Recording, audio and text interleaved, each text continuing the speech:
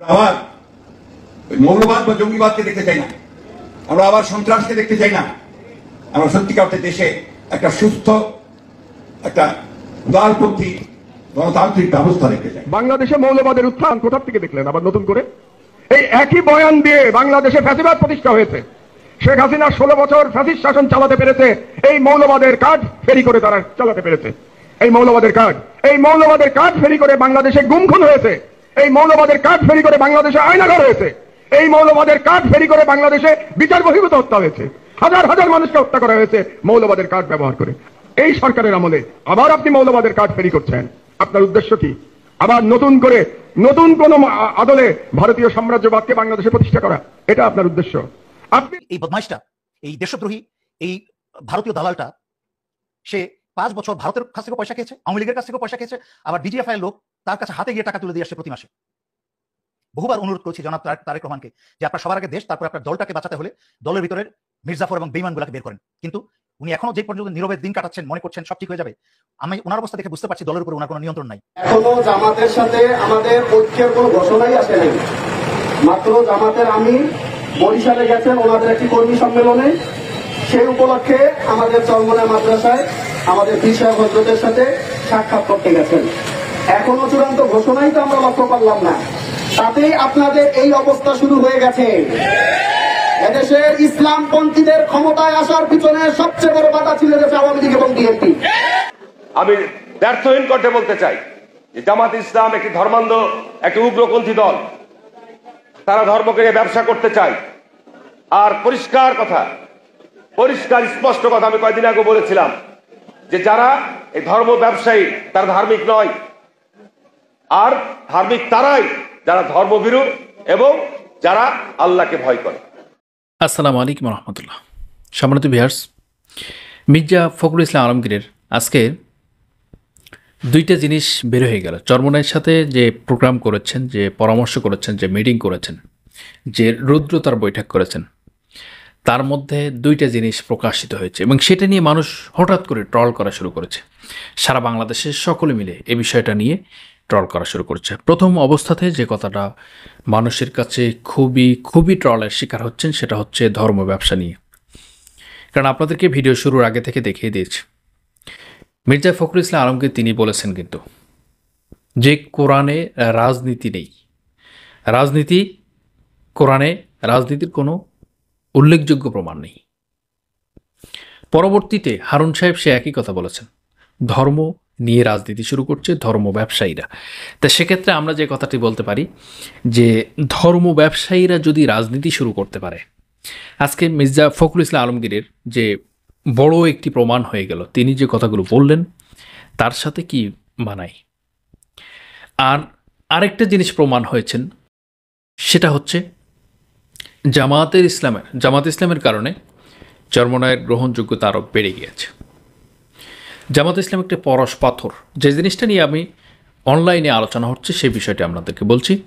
জামাত ইসলাম একটি পরশ পাথর, যেখানে লাগলে সোনা হয়ে যায়। কিন্তু চরমোনাই এতদিন মনে করতো জামাত ইসলামে যেখানে লেগেছে তারা ধ্বংস হয়ে গিয়েছে, এবং সেই ব্যাপারে অনেকগুলো প্রমাণ, ভিডিও সব কিছু আমরা পেয়েছি, দেখেছি এবং তা নিয়ে আমরা আলোচনা করেছি, কিন্তু সেটা গঠনমূলক।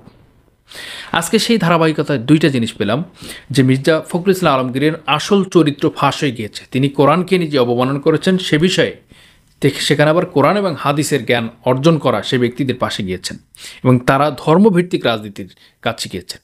এটা ধর্মভিত্তিক, এই জিনিসটা নিয়ে ট্রল হচ্ছে যে ধর্ম নিয়ে ব্যবসা করে তাদের পাশে কেন মির্জা ফখরুল ইসলাম আলমগীর গিয়েছে, কেন গিয়েছে, এই বিষয় নিয়ে সেখানে আলোচনা হয়েছেন বা আলোচনা করছেন, বা এটা নিয়ে ব্যাপক হারে অনলাইনে একটা ট্রলার শিকার হচ্ছেন যে মির্জা ফখরুল ইসলাম আলমগীর, শেখ হাসিনা বা এই যে হারুন সাহেব সংসদে কোরআন তেলাওয়াত করতো, হাদিস অধ্যয়ন করতো, সেক্ষেত্রে তিনি যে কাজগুলো করতো সেটাকে নিয়ে বাংলাদেশে ট্রল হচ্ছে।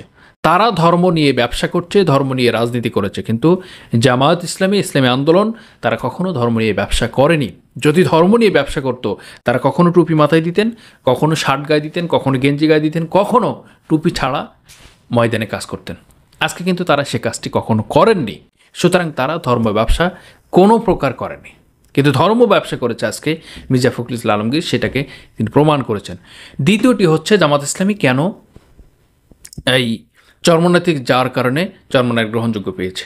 জামাত গিয়েছে চরমনাইতে এই হিংসা করে, এই বিষয়টি মাথায় নিয়ে চরমনাইয়ের সাথে বৈঠক করেছে বিএনপি, মানে জাতীয়তাবাদী দল। এই বিষয়টি যদি জামাত না যেত তাহলে আজকে চরমনাইয়ের সাথে এই বৈঠকটি হতো না, বা এই হিংসাটা বা এই প্রতিযোগিতাটা করতো না কখনো। এই বিষয়টা আপনাদেরকে মাথায় রাখতে হবে যে যেখানে জামাত গিয়েছে সেখানে বিএনপি গিয়েছে। কেন গিয়েছে? একটা প্রতিহিংসা আছে, একটা হিংসা আছে, একটা বিষয় আছে, যার কারণে তারা এই কাজটি করেছে। জামাতের কারণে আজকে চরমনাইকে কাছে টানতে বাধ্য হচ্ছে, বা কাছে টানার জন্য নিজেরাই শিকার হচ্ছেন। আজকে জাতীয়তাবাদী বিএনপি দল এই কাজটি করছেন। সম্মানিত ভিউয়ার্স, আমি আপনাদেরকে একটি কথা বলতে চাই, যারা কোরআন মানে না, কোরআনকে অপব্যাখ্যা করে, হাদিস মানে না, হাদিসকে অপব্যাখ্যা করে, রসুলের আদর্শকে বাস্তবায়ন করে না, পৃথিবীর মানুষের মানব রচিত মতবাদে বিশ্বাসী, যারা মানুষের রচনা বা মানুষকে আদর্শবান মানে, যেমন আপনি যদি ধরে নেন শেখ মুজিবুর রহমানকে আওয়ামী লীগের নেতা নেত্রী বা তাদের সিলসিলা, তারা কী করে? শেখ মুজিবুর রহমানকে আদর্শ মানে, শেখ মুজিবের আদর্শ। আর বিএনপি বা জাতীয়তাবাদী দলের পক্ষ থেকে যারা আছে, ছাত্রদল সহ সকলেই কিন্তু জিয়াউর রহমানের আদর্শকে লালন করে, নিজে ধারণ করে। এই বিষয়টা আপনাদেরকে জানতে হবে। সম্মানিত ভিউয়ার্স, আমি আপনাদেরকে যে কথাটি বলতে চাচ্ছি, যার মধ্যে রসুল পাক সাল্লাল্লাহু আলাইহি ওয়াসাল্লামের আদর্শ নেই, তার আহ্বান নেই, মুসলিম উম্মার প্রতি সম্মান নেই, কোরআনের প্রতি তার জ্ঞান নেই, তারা তো ধর্ম ব্যবসা করবে, তারা তো এই কথা বলবে, তাদের প্রতিহিংসা তো এ হবে। আজকে দেশের অভিভাবক হতে যাচ্ছে দেশের প্রধান রাজনৈতিক দল, তাদের কথাগুলো লাগামহীন, এবং এটা বিএনপি ঘটা করে, মানে সেটা প্রতিযোগিতা করে, তারা পরামর্শ করেই এই দাওয়াতে নেমেছে। কি করতে হবে? জামাত শিবিরের বিরোধিতা করতে হবে। আর এই কাজটি করে বিগত সরকার কিন্তু পতন হয়েছেন। যারা পতন হয়েছেন তাদের কাজটি ছিল জামাত শিবিরকে বিরোধিতা করা। বিএনপির খুব বেশি বিরোধিতা করতো না তারা, তাদের কাজ ছিল জামাত শিবিরকে বিরোধিতা করা। কারণ আপনারা দেখেছেন রাজাকার, আলবদর, আল শাম, এই সেই বিভিন্ন রকমের তকমা লাগিয়ে স্বাধীনতা বিরোধী, যুদ্ধ অপরাধী, এই করে সেই করে তাদেরকে যত রকম প্রপাগান্ডা চালিয়েছেন, যত রকম মিথ্যা চালিয়েছেন, ধর্ষণ, মামলা, হুমকি ধামকি, নির্যাতন, নিপীড়ন, যত কিছু করেছেন, এই কাজটি জামাত এবং শিবিরের কাছে করেছেন, শিবিরকে নিয়ে করেছেন। আজকে শেষ পর্যন্ত সেই নামেই তাদের পতন হয়েছে। রাজাকার, তুমি কি আমি কে, রাজাকার। রাজাকার রাজাকার বলতে, রাজাকার নিজেকে উপাধি দিতে গৌরব, মানে অহংকার বোধ করতো মানুষ, যে না, এখন আমরা এই রাজাকারী তকমা নিয়ে, রাজাকারী উপাধি নিয়ে আমরা দেশকে স্বাধীন করতে চাই। সুতরাং আপনাদের কাছে এই জিনিসটি বোঝাতে চেয়েছি, যারা জামাত এবং শিবিরকে বিরোধিতা করেছে তারা আসলে জামাত শিবিরকে বিরোধিতা করে নাই, তারা ইসলামের হুকুমতকে বিরোধিতা করেছে, আর আকিম উদ্দিনকে বিরোধিতা করেছে, কোরআন এবং সুন্নাহকে বিরোধিতা করেছে, আল্লাহ এবং আল্লাহ রসুলকে বিরোধিতা করেছে। এই বাস্তবতা নিয়ে আপনাদের সামনে ছোট্ট ভিডিওটি করলাম। আপনাদের দেশে প্রবাসে কাছে দূরে যে যেখানে আছেন সকলকে আজকের ছোট্ট ভিডিওতে স্বাগত জানাচ্ছি। সকলকেই আজকের ভিডিওটি দেখে মন্তব্য করার জন্য বিশেষভাবে অনুরোধ করছি। সম্মানিত ভিউয়ার্স, সকলকে সুস্বাস্থ্য কামনা করে আজকের মতো বিদায় নিচ্ছি। শুভেচ্ছা নিয়ন্ত্রণ। আসসালামু আলাইকুম রহমতুল্লাহ।